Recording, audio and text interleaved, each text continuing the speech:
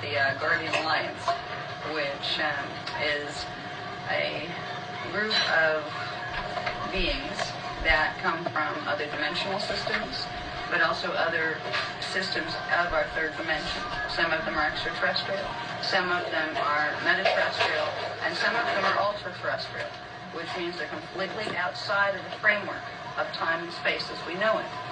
It's a large group that I speak for, and I have been a student of this group since childhood. And I'm here this evening to share with you some of the things I have learned, and I'm hoping to give you something that you can take home with you, some information that can help you perhaps to understand a little bit better what your consciousness is about, what the experience of other dimensional beings and your relationship to them is about, and maybe some practical tips on how you can take the knowledge of understanding your bioenergetic system and use it to begin to accelerate the process of your own evolution, both spiritually and biologically. Now, a lot of people think that spiritual evolution and biological evolution are two separate things. I always thought that. And I think differently now because of what I have been taught by the Guardian Alliance. They've introduced me to something called the science of Keylontic. And when I first asked them, what is that? They said, well, it can be simply defined as the science of light, sound, the subconscious symbol codes, and the base codes of matter. I was like, okay, light and sound I understand. These code things, I don't know what this means at all. So I asked questions, and I got many, many answers on all sorts of things I never really wanted answers to. But Keylontic presents a fascinating perspective on the human mind, on the cosmos, on matter, antimatter, and the relationship between all of those things. And I would like to share with you tonight some of the information that I've learned about this science. And hopefully we can grow in our learning together, because I'm a fellow student of the Guardian Alliance, and I have a feeling our species will be learning this for a very long time. So you have to start somewhere, and Keylontic seems to be the place to start. All right, I'm going to use some of my notes to help you and to help me. Basically, first question is, what is Keylontic? Before everybody looks at this, there's people in the group who've had a little bit of exposure to this, and I would like to ask, what is Keylontic from the information that the people who've heard about it have got? Who would like to put a little bit into what is Keylontic to your understanding right now? Can you help me? Yeah. Yeah, you. Well, I think it's basically working with the life force energy of the universe. It's also and consciously working with it, and working with the symbols and codes, okay, that help that soul accretion process that we talked about. And it's done with light, and it's done with sound, and it's done by activating the chakras, okay, using these technologies. And it's not only good to understand this stuff intellectually, but we need to be actualizing and activating it so you can actually experience this stuff firsthand. So it's kind of like, a quick overview of. Right, that's very good. That touches on many of the bases of Keylontic. Is there anybody else that has read or heard anything about Keylontic that would like to put anything in on that? I know that, I'm sorry. Yes, I would, but I can't read the second. Okay. I settle myself down. Are you going to talk? I was going to say that in my understanding of Keylontic, wherein we can use light, color, and anything that is electrified may help heal people in the future. As though we have seen some experiments of, say, Dr. Robert Becker on growing limbs, which he was successful on frogs after he cut the limb, and the limbs grew, provided the electrical potential of the limb is changed from a positive to 0 to negative, and that causes the frog limb to grow into a normal size, just like the salamander. I believe that in the future, our Keylontic, my understanding of Keylontic, will be in the same line, and being in the field of medicine, we are going to be very interested in that. especially in trauma surgery. Yeah, and orthopedics, you know. Yes, Keylontic has many, many healing applications. In fact, it has applications across the board to everything that affects our universe and our society and our personhood. Because the real core of Keylontic is it's the science of consciousness and the science of creation. It's the underlying structures of what matter is created from. It is the underlying structures of consciousness. So it is not something you can learn in one night, by the way. But there are some other things that Keylontic also is. And I prepared this for both of us, so I can go down the list for myself, and also you can read along if you'd like. Show it. It is, can I have it hold it up higher? That's good. That's good. Okay. It is the science of creation and consciousness. It's the science of macrocosmic and microcosmic interrelationships. It's the science of energy dynamics through which matter forms and consciousness manifests. It's the science of biological, physical, and consciousness spiritual evolution. That's not all.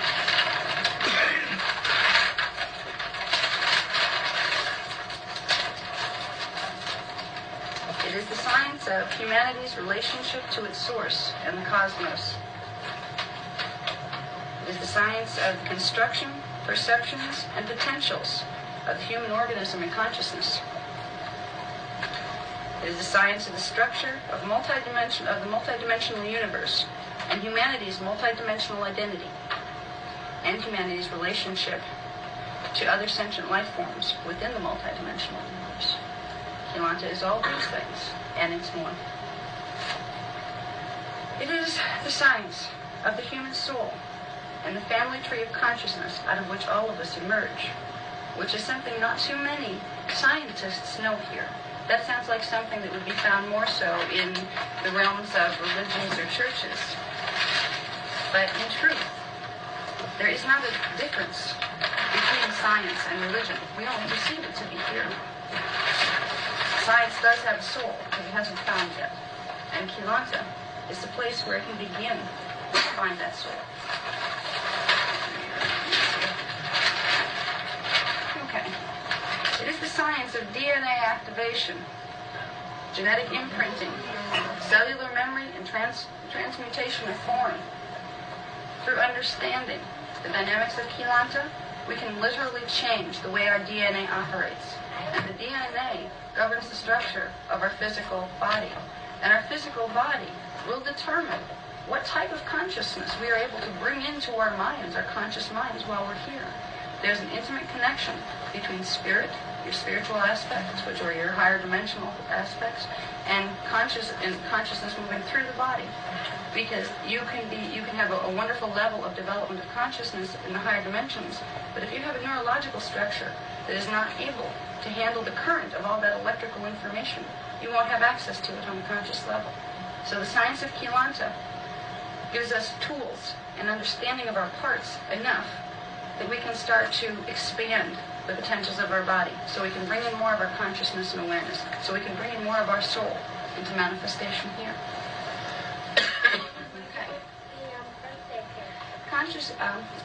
Keylontic is the science of dimensional ascension, teleportation, bilocation, and regeneration of identity. For once you understand how to play with these little particles that you're composed of, these units of consciousness that Keylontic will teach you about, things like teleportation will come easily to you. You won't need a machine to do it, because you'll know how to change the vibrational rate of your molecular structure. Do I know how to do this yet? No. But I'm first in line as far as wanting to learn. And that's, we're getting the foundations of what one day, if we work with these tools, will teach us how to do these things. There are extraterrestrial races that are in biologies. They're not just metaterrestrials that don't have bodies anymore. They are in bodies who know this science and who are able to manifest and demanifest at will. They are able to walk through solid objects. They are able to travel through time with no problem at all. Things that seem only science fiction to us. It's because they understand the principles of Keylontic Science. Now, if we get a little more scientific about the whole thing, Keylontic Science explores the dynamics of time, space, and matter. How those qualities of our externalized reality are created. What are they really? Where do they come from? Are they what they appear to be? Some of these questions will be answered through Keylontic Science. We will find that time is not linear as we perceive it to be, but simultaneous in nature. We will find that space all takes place in something called non-space. We will find that matter is actually an illusion, holographic illusion created by the refraction of energy particles and light and sound frequencies. We will find things are much deeper than our five senses tell us they are when we begin to explore Keylontic. Okay. It is the science of ultra-micro particle and antiparticle dynamics. It is the science of the 12 human senses, not just the 5. And basically, it is the science of light, sound, subconscious symbol codes, and the base codes of matter. And now we'll learn what they are. We know light and we know sound.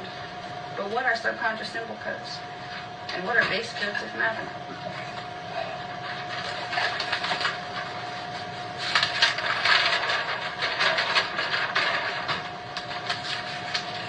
Cover this section in a little while. This gets into what it can do for us, but I think we'll get into that at the end. Kitty, Now, the reason that I'm reading these is there is a lot of information. And if I'm just talking to you off the top of my head, I'm going to lose half of it. So I'm going to read it. If you can read it, that's all right. I don't think you can because it's so tiny. But it's more so, I'm going to read it to you because I won't lose content that way. So that's a little annoying. Bear with me. At least you'll get the information. All right. There are 6 primary elements in the science of Keylontic. The first element are particae. That's a new word.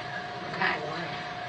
Particae are the smallest units of energy in the cosmos, according to the Guardian Alliance. They are electrotonal units of energy identity that emanate from a central source. The Guardian Alliance calls the unisign. They operate as minute fission fusion generators. They create and maintain the electromagnetic frequency fields upon which the universe and all structure is built. They exist within and beyond all matter forms, pre-matter and antimatter, and consciousness. They form and sustain something called morphogenetic fields for all forms, subparticles, etc. Everything has a morphogenetic field.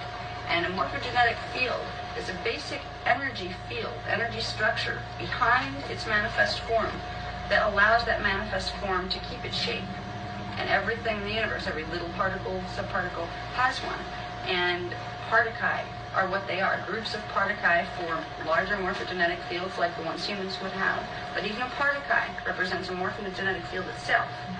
So they form, we could look at them, if you wanted to, as little tiny units that are the morphogenetic field, our form-holding pattern that we come out of. And we are composed of particae. Everything that's the space in the air here is composed of particae. Our bodies are, our higher consciousnesses. Particae are the unified energy field that runs through the entire cosmos. Okay, let's go back to here. Okay.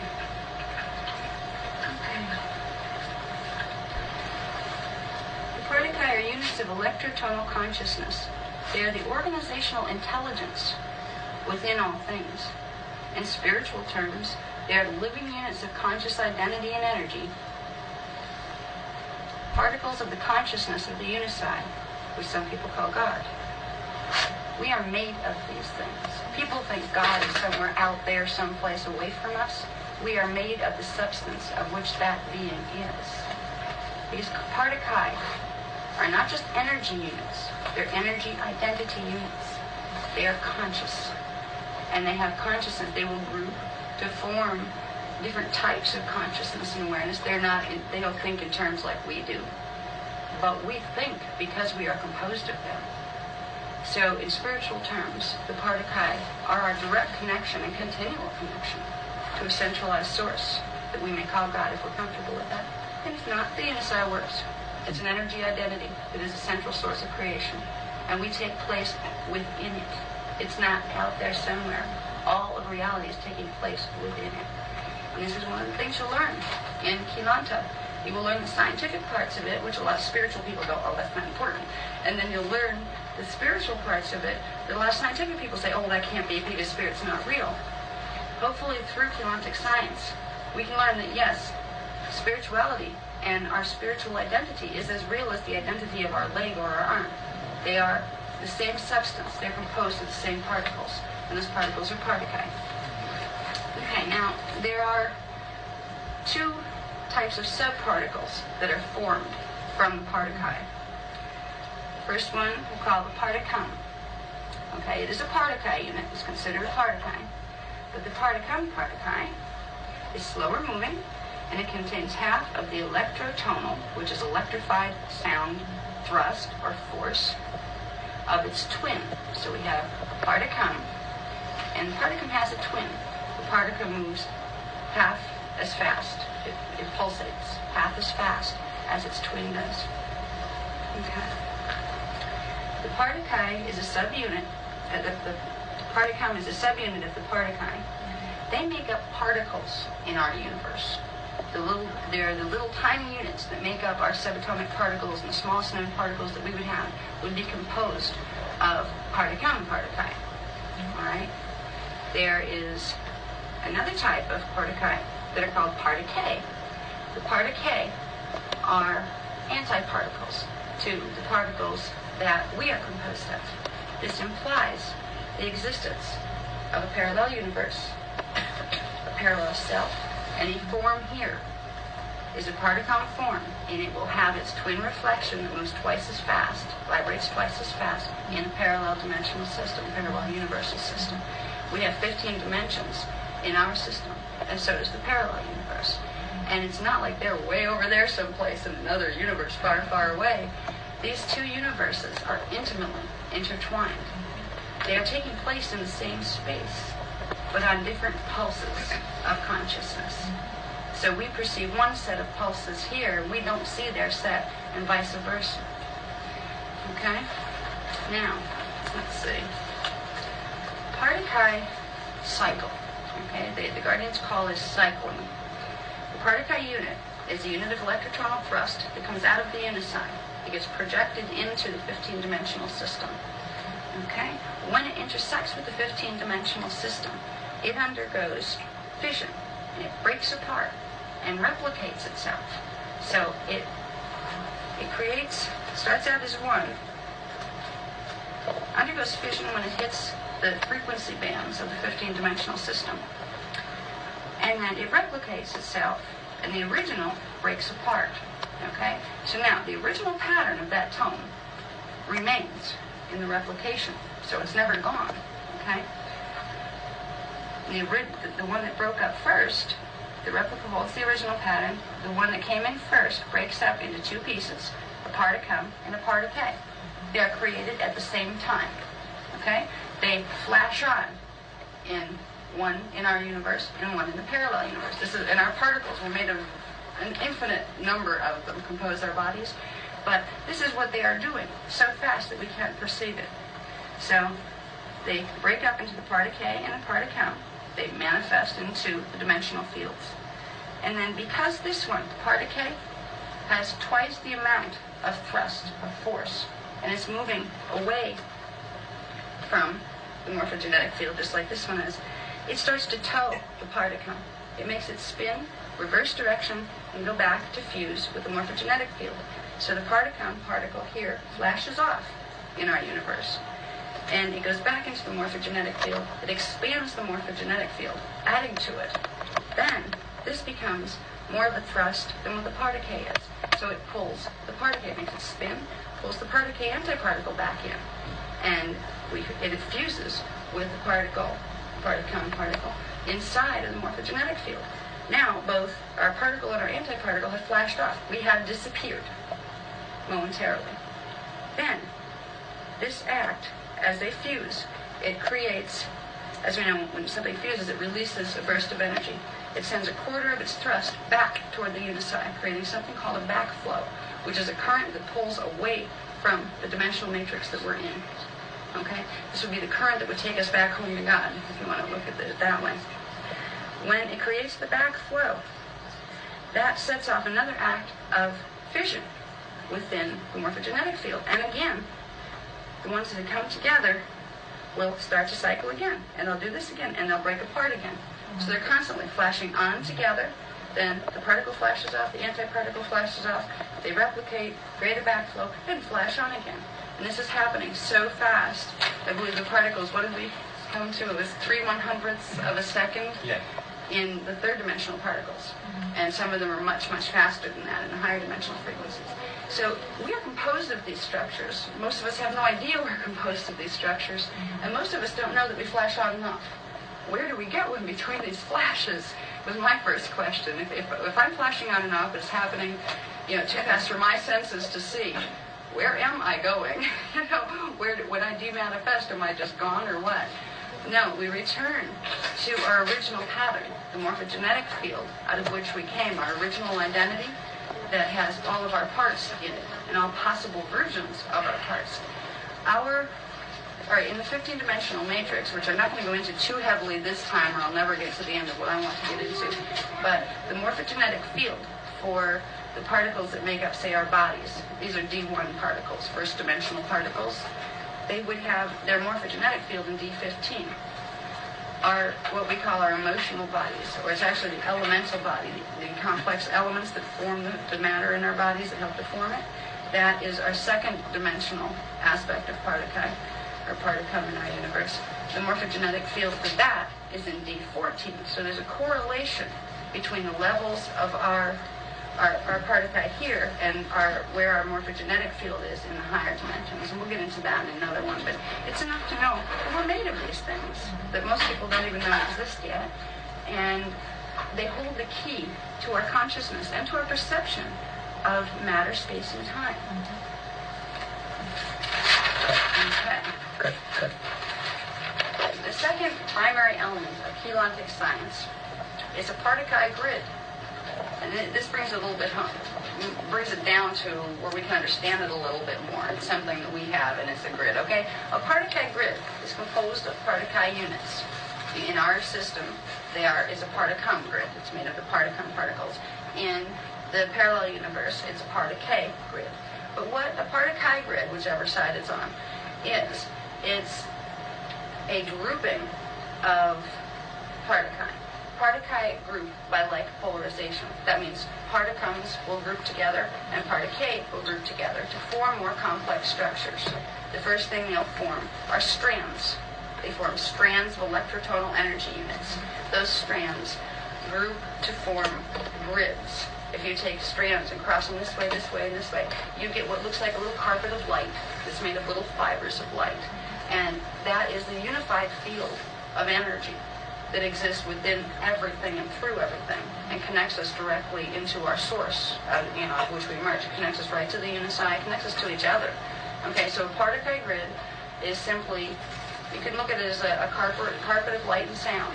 It's invisible to our perceptions, but it exists beneath all matter forms and all forms of consciousness. Okay? Let's see. Okay. Here we have the cosmos represents a massive particle grid, which serves as the unified field of energy substance within which all things exist and are interconnected.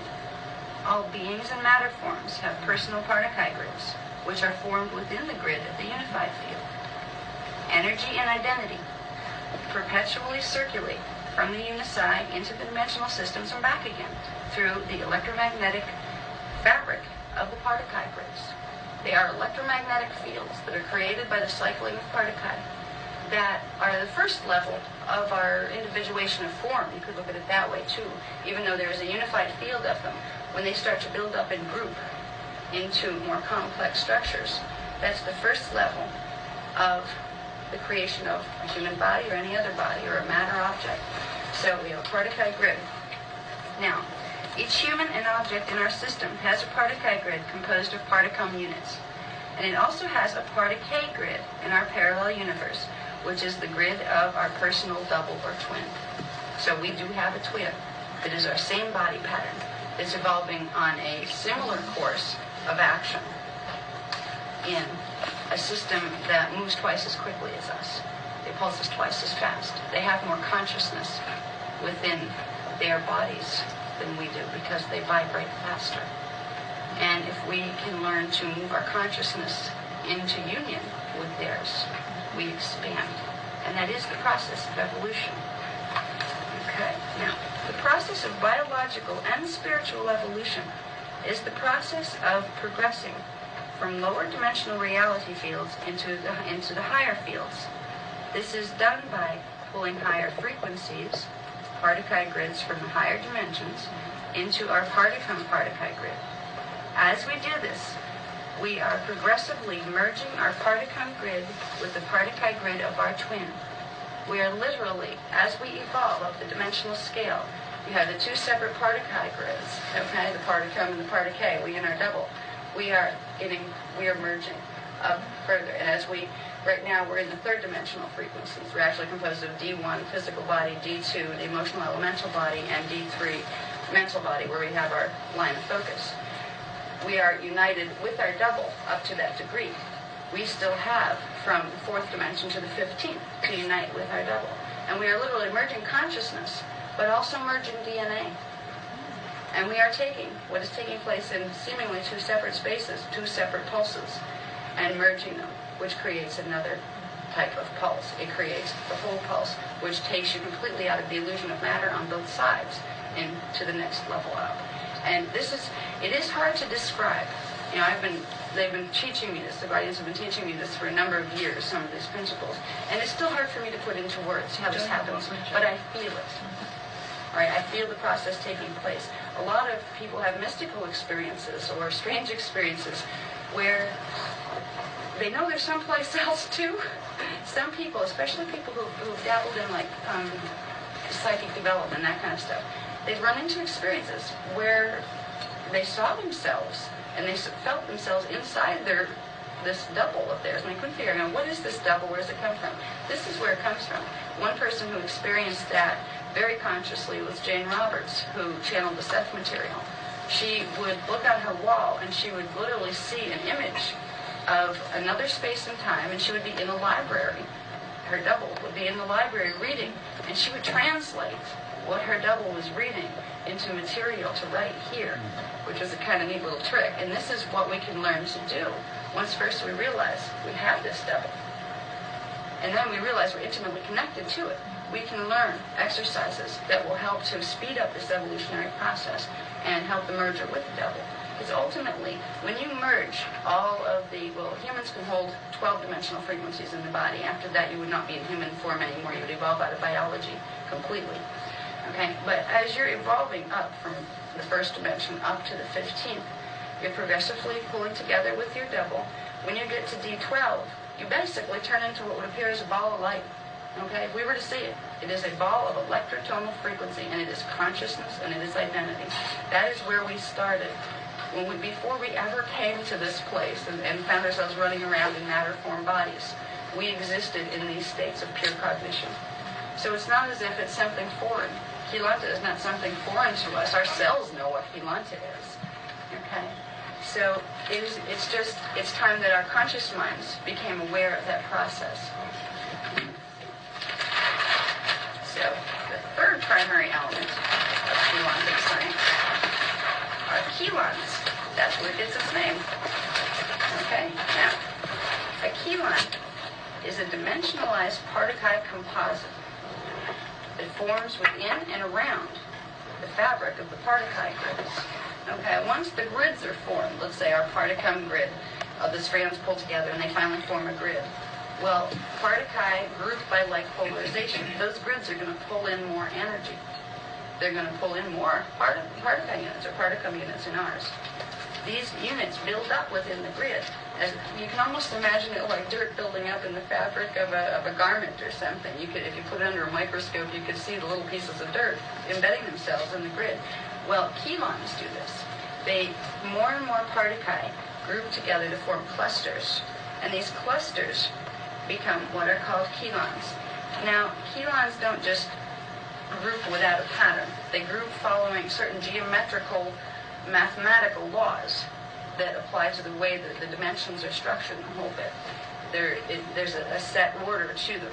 They group to form things that if we could see them with a microscope, they would look like little crystals, crystalline structures with a definite form and shape to them. Okay, so. Now, chelons are the first step in the transition from consciousness to pre-matter substance.